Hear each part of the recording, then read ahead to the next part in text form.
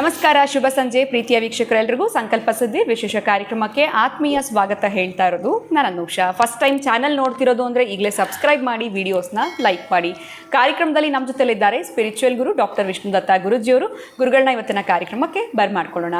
ನಮಸ್ತೆ ಗುರುಗಳೇ, ಕಾರ್ಯಕ್ರಮಕ್ಕೆ ಭಕ್ತಿಯ ಸ್ವಾಗತ. ಒಳ್ಳೆದಾಗಲಿ ಗುರುಗಳೇ, ಆರೋಗ್ಯವೇ ಭಾಗ್ಯ ಅನ್ನೋ ಒಂದು ಮಾತಿದೆ. ಜೀವನದಲ್ಲಿ ಆರೋಗ್ಯವನ್ನು ಚೆನ್ನಾಗಿದ್ರೆ ಸಾಕು, ಮನುಷ್ಯ ಏನು ಬೇಕಾದರೂ ಸಾಧಿಸಬಹುದು ಅಂತ. ಆದರೆ ಸದ್ಗುರುಗಳಿಗೆ ಈಗ ಆರೋಗ್ಯದ ಸ್ಥಿತಿ ಹದಗೆಟ್ಟಿದೆ ಅಂತ ಹೇಳ್ಬೋದು. ಎಲ್ಲೊಂದು ಕಡೆ ಆಪರೇಷನ್ ಮೊರೆ ಹೋಗಿದ್ದಾರೆ. ಅನೇಕ ರೀತಿಯಾಗಿರುವಂಥ ಕಮೆಂಟ್ಸ್ಗಳು ನಾವು ಸೋಷಿಯಲ್ ಮೀಡಿಯಾದಲ್ಲಿ ನೋಡ್ತಾ ಬಂದಿದ್ದೀವಿ. ಅವ್ರು ಹೇಳುವಂಥ ಮಾತುಗಳು, ವಿಚಾರಗಳು, ಅದಕ್ಕೆ ತದ್ವಿರುವಾಗಿ ಕಮೆಂಟ್ಗಳನ್ನ ಮಾಡ್ತಿದ್ದಾರೆ. ಇವರಿಗೆ ಯಾಕೆ ಈ ರೀತಿ ಆಯಿತು, ಹೇಗೆ ಅನ್ನೋದು ಕುರಿತಾಗಿ ಸೊ ನೇರವಾಗಿರುವಂಥ ಮಾತುಗಳು ಏನು ಹೇಳ್ತೀರಾ ಇದ್ರ ಬಗ್ಗೆ? ಓಂ ವಿಶ್ವಸ್ಮೈ ನಮಃ. ಪ್ರೀತಿಯ ನನ್ನ ಬಂಧುಗಳೇ, ನಿಮಗೆಲ್ಲರಿಗೂ ಕೂಡ ಆಯುರಾರೋಗ್ಯೇಶ್ವರಿಯ ಅಭಿವೃದ್ಧಿರಸ್ತು, ಗುರು ಕೃಪಾ ಕಟಾಕ್ಷಿ ಸಿದ್ಧಿರಸ್ತು. ಅಂದರೆ ಅವ್ರಿಗೇನು ಬರಬಾರ್ದಾ? ಇವರೇ ಡಿಸೈಡ್ ಮಾಡಿಬಿಡ್ತಾರೆ ಗುರುಗಳೇ ಪ್ರತಿಯೊಬ್ಬರು ಕಮೆಂಟ್ ಮಾಡುವಾಗ. ಏನು ಅಂದರೆ, ನರಜನ್ಮ ಬಂದಾಗ ನಾಲಿಗೆ ಇರುವಾಗ, ನರಜನ್ಮ ಬಂದಾಗ ನಾಲಿಗೆ ಇರುವಾಗ ಒಮ್ಮೆ ಕೃಷ್ಣ ಎನ್ನಬಾರದೆ. ಈ ಭೂಮಿಯ ಮೇಲೆ ಯಾರು ಪಾದವನ್ನು ಇಟ್ಟು ಬರ್ತಾರೋ ಅವನು ಭಗವಂತನೇ ಹಾಕಿ ಭೂಮಿಗೆ ಬಂದರೂ ಕೂಡ ಮೊದಲೇ ಕರ್ಮಭೂಮಿ ಅಂತ ಅವನ ಹೆಸರಿಟ್ಟಿರೋದು, ನಾವಲ್ಲ. ಕರ್ಮಭೂಮಿ ಅಂತ ಹೆಸರಿಟ್ಟ ಮೇಲೆ ಕರ್ಮವನ್ನು ಭಗವಂತನು ಕೂಡ ಅನುಭವಿಸಬೇಕು. ಯಾರಾದರೂ ಅನುಭವಿಸಿಯೇ ತೀರಬೇಕು. ಅದು ಹೇಗೆ ನೀವು ಅವರು ಅಷ್ಟು ಶಕ್ತಿ ಇದೆ, ಎಷ್ಟು ಶಕ್ತಿ ಇದೆ, ಅವ್ರಿಗೆ ಹಿಂಗೆ ಬಂತು. ಸಾಯಿಬಾಬಾ ಏನೆಲ್ಲ ಮಾಡಿದ್ರು ಹೊರ ದೇಶಗಳನ್ನೆಲ್ಲ ಎಲ್ಲ ಇಲ್ಲಿಗೆ ತರಿಸಿ ಏನು ಬೇಕೋ ನಮ್ಮ ದೇಶಕ್ಕೆ ಕೊಡುಗೆ ಕೊಟ್ಟಿದ್ದಾರೆ. ನೀವು ಅದನ್ನೇ ತೊಗೊಳ್ಬೇಕಷ್ಟೇ, ಇಲ್ಲಿ ಅದನ್ನೇ ತೆಗೆದುಕೊಳ್ಬೇಕಷ್ಟೇ. ಮಾಂಸದ ದೇಹವನ್ನು ಹೊತ್ತುಕೊಂಡು ಯಾವಾತನ ಬಂದಿರುತ್ತಾನೋ, ಮೂಳೆ, ಮಾಂಸ, ರೂಪ, ಮಸ್ತಿ, ಮಜ್ಜ ಇವೆಲ್ಲ ಕೂಡ ದೇಹದಲ್ಲಿ ಇದೆ ಅಂತಂದರೆ ಅವರಿಗೆ ಆರೋಗ್ಯ, ಅದರ ವಿರುದ್ಧವಾಗಿರ್ತಕ್ಕ ಚಿಹ್ನೆ ಅನಾರೋಗ್ಯ, ಕಟ್ಟಿಟ್ಟ ಬುತ್ತಿ. ಒಳ್ಳೆಯದು ಕೆಟ್ಟದ್ದು, ಕಟ್ಟಿಟ್ಟ ಬುತ್ತಿ. ನೆಗೆಟಿವ್ ಪಾಸಿಟಿವ್, ಕಟ್ಟಿಟ್ಟ ಬುತ್ತಿ. ಲಾಭ ನಷ್ಟ ಎಲ್ಲರಿಗೂ ಕಟ್ಟಿಟ್ಟ ಬುತ್ತಿ. ಆದರೆ ಕೆಲವೊಂದು ಬುದ್ಧಿವಂತಿಕೆಯಿಂದ, ಚಮತ್ಕಾರದಿಂದ ಆಚೆ ಬರುತ್ತಾರೆ, ಅದು ಬೇರೆ. ಆದರೆ ನೀವು ಚೆನ್ನಾಗಿ ನೆನಪಿಟ್ಕೊಳ್ಳಿ, ಸದ್ಗುರುವಿಗೆ ಸದ್ಗತಿ, ದುರ್ಗತಿ ಅಲ್ಲ, ಇದು ಸದ್ಗತಿ. ಆ ಸದ್ಗುರು ಅನ್ನಿಸ್ಕೊಂಡಿರ್ತಕ್ಕಂಥ ಜಗ್ಗಿ ವಾಸುದೇವ್ ಮೊದಲು ಇಂಜಿನಿಯರಿಂಗ್ ಪ್ಲಸ್ ಆಮೇಲೆ ಕೋಳಿ ಫಾರ್ಮ್ ಏನೇನು ಇಟ್ಕೊಂಡಿದ್ರು, ಬಿಸ್ನೆಸ್ ಮಾಡ್ತಿದ್ರು, ಮತ್ತೊಂದು ಮಾಡ್ತಿದ್ರು. ಆದರೆ ಅವರ ದಶೆಗಳಂತೆ ಬಂದಾಗ ಹಾಗೆ ಬದಲಾಗ್ತಾರೆ. ಗುರುವಾಗಿ ಜಗತ್ಪ್ರಸಿದ್ಧಿ ಆಗ್ತಾರೆ, ವಿಶ್ವವಿಖ್ಯಾತಿ ಆಗ್ತಾರೆ. ಎಲ್ಲವೂ ಚೆನ್ನಾಗಿದೆ, ಎಲ್ಲವೂ ಅದ್ಭುತವಾಗಿದೆ. ಆದರೆ ಶಾಸ್ತ್ರದ ವಿರುದ್ಧವಾಗಿ ಒಂದು ತಪ್ಪನ್ನು ದೊಡ್ಡ ಮಟ್ಟದಲ್ಲಿ ಮಾಡ್ತಾಯಿದ್ದಾರೆ.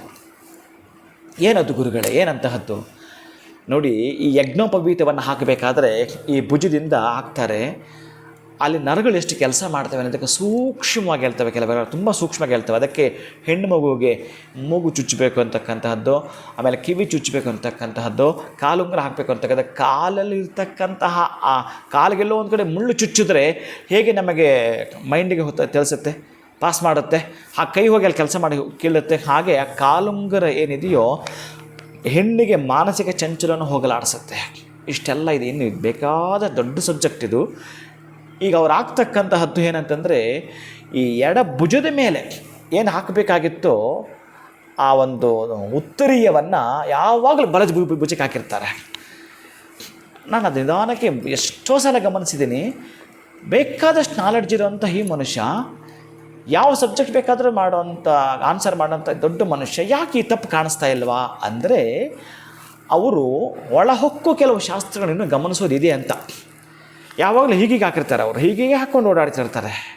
ಅದಕ್ಕೆ ಇಲ್ಲಿಂದ ಇಲ್ಲಿಗೆ ಪಾಸ್ ಮಾಡಿ ಅದು ಡ್ಯಾಮೇಜ್ ಮಾಡುತ್ತೆ ಕೂಡ. ಹಾಗಂತಲ್ಲ, ಅದೇ ದೊಡ್ಡದಲ್ಲ ನಾನು ಹೇಳ್ತಾ ಇರ್ತಕ್ಕಂಥದ್ದು.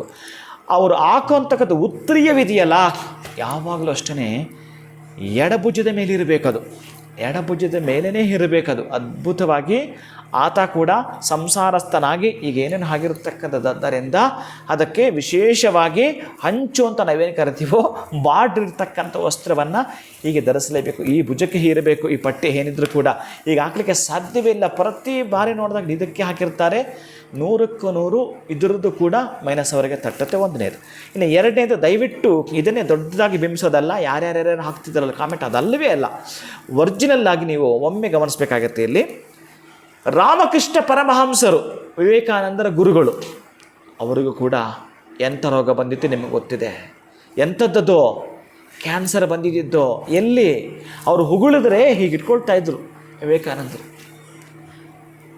ಆ ಕ್ಯಾನ್ಸರ್ ಬಂದಾಗ ಒದ್ದಾಟ ಮಾಡಿದರು. ರಮಣ ಮಹರ್ಷಿಗಳು ಕ್ಯಾನ್ಸರಿಂದ ಒದ್ದಾಟ ಮಾಡಿದರು. ಸಾಯಿಬಾಬಾ 1 ತಿಂಗಳ ಪರ್ಯಂತ ಆಸ್ಪತ್ರೆಯಲ್ಲಿ ಇದ್ದರು. ಓಶೋ ರಜನೀಶ್ ಅವರು ಕೂಡ ಯಾರ್ಯಾರು ಗುರುಗಳು ಅಂತ ಅನಿಸ್ಕೊಂಡಿರ್ತಾರೋ, ಯಾಕೆಂತಂದರೆ ಪ್ರತಿ ವರ್ಷ ಒಂದು ಸಲ ಜ್ವರ ಬಂದೋಗುತ್ತಲ್ಲ ನಿಮಗೆಲ್ಲ ಕೂಡ, ವರ್ಷಕ್ಕೆ 2 ಸಲ ನೆಗಡಿ ಬಂದೋಗುತ್ತಲ್ಲ ನಿಮಗೆಲ್ಲ, ವರ್ಷದಲ್ಲಿ 16 ಕಾಯಿಲೆಗಳು ಬಂದೋಗ್ತಾವಲ್ಲ ಇವೆಲ್ಲ ನಿಮಗೆ. ಇವು ಯಾವ ಬರೋದಿಲ್ಲ ದೊಡ್ಡವರಿಗೆ, ಈ ಸಾಧು ಸಂತರಿಗೆ 1 ಬಾರಿ ಈ ಡ್ಯಾಮೇಜ್ ಕಾಣಿಸ್ಕೊಳುತ್ತೆ.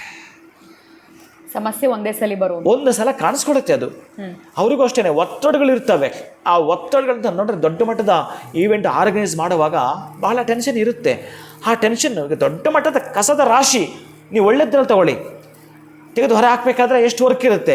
ಹಾಗೇನೆ ಈ ವರ್ಕ್ ಲೋಡ್ ಅವ್ರ ಮೇಲೆ ಬಿದ್ದಾಗ ಸ್ವಲ್ಪ ಆ ಟೆನ್ಷನ್, ಆ ಒಂದು ಸ್ಟ್ರೆಸ್ಸು ಏನಿರುತ್ತೋ ಆ ರೂಪದಲ್ಲಿ ಉಲ್ಬಣವಾಗುತ್ತೆ. ನಿಧಾನಕ್ಕೆ ಪ್ರಾಣ ಹೋಗುವಂಥ ಸ್ಟೇಜನ್ನು ನಿಮಗೆ ಮರೆಮಾಚುತ್ತೆ. ಆದರೆ ಎಲ್ಲಿಗೆ ಲೆಕ್ಕ ತಂದಿಡುತ್ತೆ ನಿಮಗೆ? ಇಷ್ಟೂ ವರ್ಷಗಳದ್ದು ಅನಾರೋಗ್ಯ ಯಾವ ವರ್ಷದಲ್ಲೂ ಕಾಣಿಸ್ಕೊಳ್ಳದೆ ಒಂದಷ್ಟು ಗಾಯವಾಗೋ ಮುಖಾಂತರ ನಿಮ್ಮನ್ನು ಲೆಕ್ಕಾಚುತ್ತ ಮಾಡಿಸುತ್ತೆ. ಯಾಕಂದರೆ ಮನುಷ್ಯನಾಗಿ ಬಂದಿದ್ದೀಯ, ಇಲ್ಲಿಗೆ ಬಂದಿರ್ತೀಯ.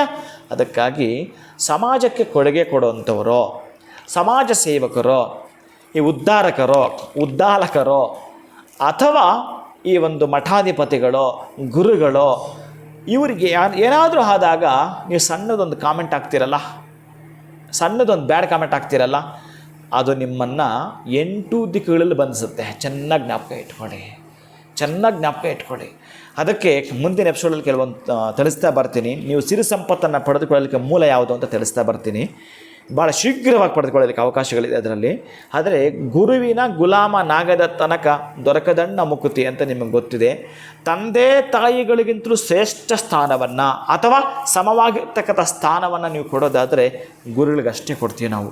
ಅಂತಹ ಗುರುವಿನ ಸ್ಥಾನದಲ್ಲಿ ಅವರನ್ನು ನೋಡೋದು ಬಿಟ್ಟರೆ ನೀವು ಅವರಿಗೆ ಯಾವುದೋ ಬ್ಯಾಡ್ ಕಾಮೆಂಟ್ಸ್ ಆಗ್ತಕ್ಕಂಥದ್ದು, ಅದು ನಿಮಗೆ ಒಂದು ಗೋಡೆಗೆ ಬಾಲ್ ಎಸೆದರೆ ಹೆಂಗೆ ವಾಪಸ್ ಬರುತ್ತೋ ನಿಮಗೆ ಬರುತ್ತೆ ಕಟ್ಟಿಟ್ಟ ಬುತ್ತಿ. ಅದಕ್ಕಾಗಿ ಅವಕಾಶವನ್ನು ಕೊಡದೆ, ಯಾಕೆಂದರೆ ಮನುಷ್ಯನಾಗಿ ಬಂದ ಮೇಲೆ ರೋಗ ರುಜಿನಗಳು ಇದ್ದದ್ದೇ ಬಂದದ್ದೇ. ಯಾಕಂದರೆ ನೀವೇನು ಊಟ ಮಾಡ್ತೀರ ಅವರು ಅದನ್ನೇ ಊಟ ಮಾಡಿರ್ತಾರೆ. ಈ ಭೂಮಿ ಮೇಲೆ ಬೆಳೆದಿರ್ತಕ್ಕಂಥ ಆಹಾರ ಪದಾರ್ಥಗಳು ತೆಗೆದುಕೊಂಡಿರ್ತಾರೆ. ರಾಮನಿಗೆ ಬಂದಿಲ್ವೇನು? ಕೃಷ್ಣನಿಗೆ ಬಂದಿಲ್ಲವೇನು? ಎಲ್ಲರೂ ಕೂಡ ರೋಗ ರುಜಿನಗಳಿಂದ ಬಳಲಿದ್ದಾರೆ. ಈ ಭೂಮಿಗೆ ಭಗವಂತ ಬಂದರೂ ರೋಗ ರುಜಿನಗಳು ಕಟ್ಟಿಟ್ಟ ಬುತ್ತಿ. ಅವರದನ್ನು ಸ್ವೀಕಾರ ಮಾಡಲೇಬೇಕು. ಇಲ್ಲಾಂದರೆ ಭೂಮಿಗೆ ಬರಬಾರ್ದು ಅವರು. ಭೂಮಿಗೆ ಯಾರು ಬರಲ್ಲೋ ಅವ್ರಿಗಿದಿಲ್ಲ.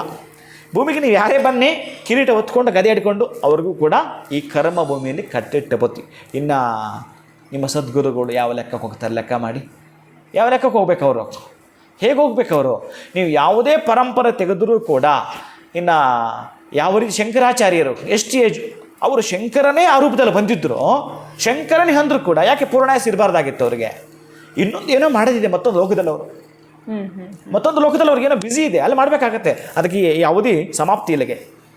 ಅಯ್ಯೋ ಅವರು ಅಷ್ಟು ಪವಾಡ ಪುರುಷ ಯಾಕೆ ಇನ್ನು ಬದುಕಬಾರ್ದಾಗಿತ್ತು ಅಂದರೆ ಅವ್ರು ಎಷ್ಟು ವರ್ಷಗಳು ಬದುಕಿದ್ರೆ ಎಷ್ಟು ಮಾಡ್ತಾರೆ ಅಷ್ಟಿಷ್ಟಲ್ಲೇ ಮಾಡಿರ್ತಾರೆ.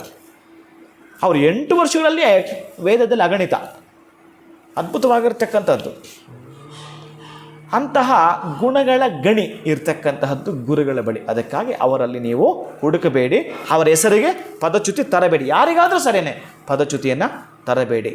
ನಿಮ್ಮ ಬದುಕಿಗೆ ನೆಮ್ಮದಿಗೆ ಭಂಗ ಬರಬಾರ್ದಂದರೆ ಗುರುಗಳಿಗೆ ಯಾವುದೇ ತರಹದ್ದು ಬ್ಯಾಡ್ ಕಾಮೆಂಟನ್ನು ಲೇಪನ ಮಾಡಬೇಡಿ. ಖಂಡಿತ ಗುರುಗಳೇ, ಅರ್ಥಪೂರ್ಣವಾಗಿರುವಂಥ ಮಾತುಗಳನ್ನು ಆಡಿದ್ರಿ, ಅರ್ಥಪೂರ್ಣವಾಗಿರುವಂಥ ಮಾಹಿತಿನ ತಿಳಿಸ್ಕೊಟ್ರಿ. ಇನ್ನು ಆ ರೀತಿಯಾಗಿರುವಂಥ ಕಮೆಂಟ್ಸ್ ಮಾಡಿದವ್ರಿಗೆ ಅವರ ಒಂದು ತಪ್ಪಿನ ಅರಿವಾಗುತ್ತೆ. ಇನ್ನು ಮಾಡಬೇಕು ಅಂತ ಅಂದ್ಕೊಂಡವರು ಮಾಡದೇ ಇದ್ದರೆ ಖಂಡಿತ ಅವರಿಗೆ ಯಾವ ರೀತಿ ಅದು ರಿವರ್ಸ್ ಆಗುತ್ತೆ ಅನ್ನೋದ್ರ ಬಗ್ಗೆ ಕೂಡ ನೀವು ತಿಳಿಸ್ಕೊಟ್ಟಿದ್ದೀರಾ. ಬಹಳ ಧನ್ಯವಾದಗಳು ತಮಗೆ. ನಮಸ್ಕಾರ.